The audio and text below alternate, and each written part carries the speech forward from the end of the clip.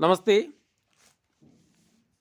आज हम विरोधाभास अलंकार को देखेंगे। ये कक्षा 12 के विषय हिंदी साहित्य में लागू है। माध्यमिक शिक्षा बोर्ड राजस्थान अजमेर की तरफ से जो पाठ्यक्रम जारी किया गया है उसमें विरोधाभास अलंकार को भी स्थान दिया गया है, जगह दी गई। इसके साथ साथ ये अध्यापक L2 वरिष्ठ अध्यापक और व्याख्याता हिंदी विषय से तैयारी करने वाले साथियों के भी काम का रहने वाला है। तो इसके पहचान, इसके लक्षण और इसके उदाहरणों पर बात करेंगे। चलते हैं, देखिएगा। विरोधाभास शब्द विरोध धन आभास के योग से बना है कि जब किसी पद में किसी विरोध वाली बात का आभास होता है तो वहां विरोधाभास अलंकार माना जाता है। अर्थात कहने को हम ये कह सकते हैं, एक एक लाइन की यदि हमें परिभाषा लिखनी हो तो हम लिखेंगे कि वास्तविक विरोध न होने पर भी जब विरोध का आभास होता है तो उस पद में विरोधाभास अलंकार माना जाता है।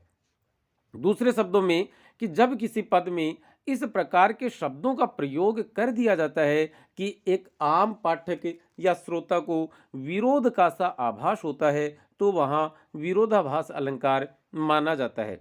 उदाहरण देखते हैं एक कि या अनुरागी चित्त की गति समझे नहीं कोई, ज्यों ज्यों बूढ़े श्याम रंग त्यों त्यों उजलो होय।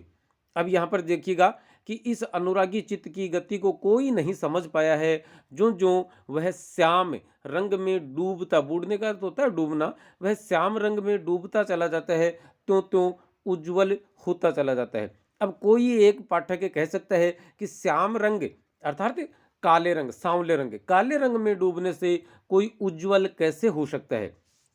देखिएगा क्या लिखा है कि इस पद में कोई पाठक या श्रोता विरोध कर सकता है कि श्याम रंग में डूबने से कोई उज्जवल कैसे हो सकता है, पर संदर्भ को समझ लेने पर वह विरोध खत्म हो जाएगा।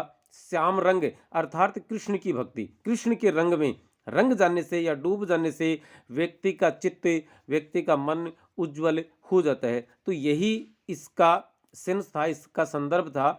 लेकिन यहाँ पर जो जो बूढ़े श्याम रंग तो त्यों उज्जलो होए, तो त्यों उज्जवल होता जाता है, तो काले रंग में डूबने से कोई कैसे उज्जवल हो सकता है।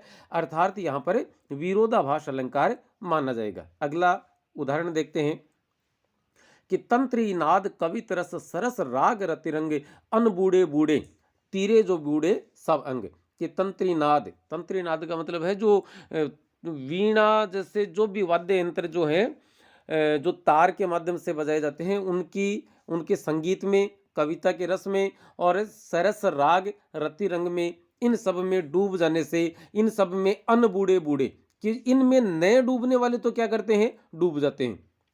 नए डूबने, इनके अंदर नए डूबने वाले किन में, तंत्रीनाद, कवितरस, सरस राग रतिरंग, इनमें नए डूबने वाले तो वास्तव में क्या होते हैं, डूब जाते हैं। और तीरे जो बूढ़े सब रंग, तो वो लोग तीर जाते हैं जो सब अंगों के साथ इनके अंदर डूब जाते हैं। अर्थात यहाँ पर कि अब देखिएगा जो नहीं डूबता वो डूब जाता है और जो डूबता है वो तर जाता है। ऐसा कैसे हो सकता है। तो यहाँ पर क्या है, उद्धार के विषय में बात की गई है कि जो इन चीजों में नहीं डूबता है वह तो डूब जाता है, उसका उद्धार नहीं हो पाता है, और जो इन सब में डूब जाता है उसका उद्धार हो जाता है। तेरे तेरे का अर्थ है उद्धार होना, उसका उद्धार हो जाता है। तो यहाँ पर प्रथम दृष्टया विरोध का सा आभास होता है, अतः विरोधाभास अलंकार।